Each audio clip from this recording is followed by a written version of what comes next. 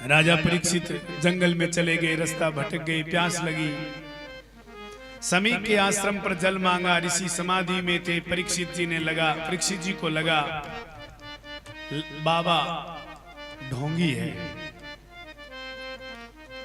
अभी समाधि से उछलेगा, इसलिए राजा परीक्षित ने एक मरा हुआ सांप लाकर गले में डाल दिया। चले गए परीक्षित। समी के बेटा श्रृंगी आए, पिता के गले में सांप देखा, जोर जोर से रोने लगे। आंख बंद करके पता लगाया तो बोले, राजा की ये हिम्मत, मेरे पिता के गले में मरा हुआ सांप डाला, ऐसा दंड दूंगा कि राजा जीवन भर याद रखेगा। इति लंघित मर्यादम तक्षकः सप्तमे हनि दंक्षयति स्म कुलांगारम चोदितो मे ततद्रुहम्।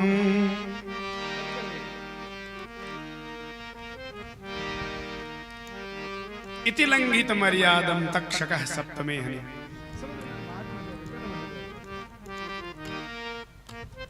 मर्यादा का उल्लंघन किया है, इसलिए मैं श्राप देता हूं। आज से ठीक 7वें दिन तक्षक जाएगा, राजा को डसेगा और उसकी अकाल मृत्यु हो जाएगी। ऐसा बाघ वज्र चला दिया और फिर रोने लगा, जोर जोर से रोया। समाधि खुली, ऋषि ने देखा, सांप अलग कर दिया।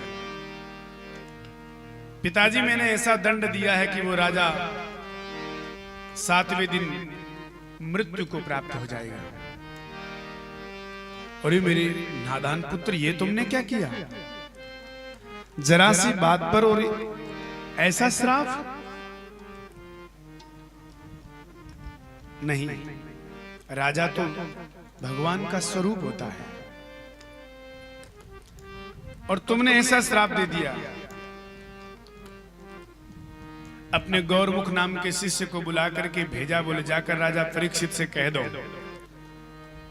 तुम्हारे जीवन के केवल 7 दिन बचे हैं। हे राजन, तुम चाहो तो मुक्ति का उपाय कर सकते हो, क्योंकि मेरे नादान पुत्र ने श्राप दे दिया है। चले गए, उन्होंने परीक्षित को जाकर के कहा। परीक्षित अपनी पत्नी को बुला करके इरावती को बोले, देवी,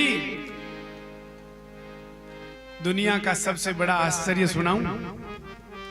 बोले हाँ। बोले, मौत की गारंटी किसी के पास नहीं है, पर मैं एकमात्र ऐसा जीव हूं कि 7 दिन की मेरे पास है। लोग बोले, कैसे?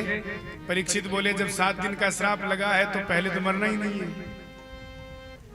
भाई। 7वें दिन आएगा, तक्षक डसेगा, इसका मतलब 7 तो पक्के है। जहां 7 सेकंड की नहीं है, परीक्षित बोले, वहां मेरे पास 7 तो है।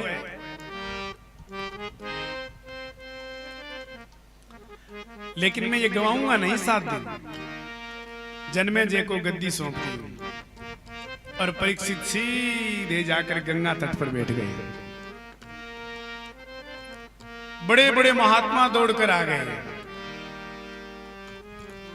आहा, अत्रिर्वसिष्ठ च्यवन शरद्वा अरेष्ट नेमि भृगुरंगिजाश्च पराशरो गाधिसुतोऽथ राम उत त्यजिन्द्र प्रमदेद्मबाहु।